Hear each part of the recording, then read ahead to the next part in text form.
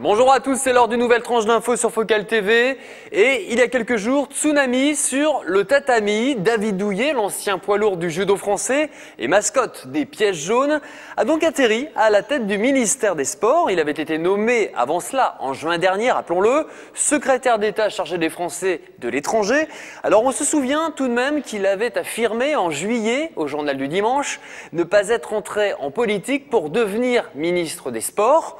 En même temps, il n'y a que les imbéciles qui ne changent pas d'avis. Alors après Guy Dru, Jean-François Lamour et plus brièvement Bernard Laporte, David Douillet, avec sa toute petite expérience en politique, rejoint les rangs des anciens sportifs professionnels engagés à droite.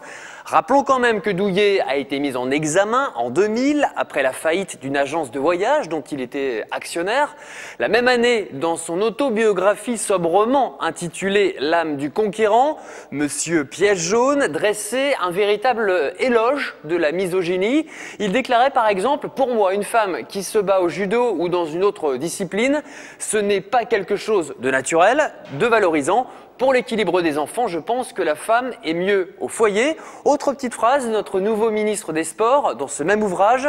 On dit que je suis misogyne, mais tous les hommes le sont, sauf les tapettes. J'ai comme l'impression qu'on a encore tiré un bon numéro avec ce ministre. Allez, encore quelques mois et il sera au tapis. À tout à l'heure pour un autre Borderline sur Focal TV.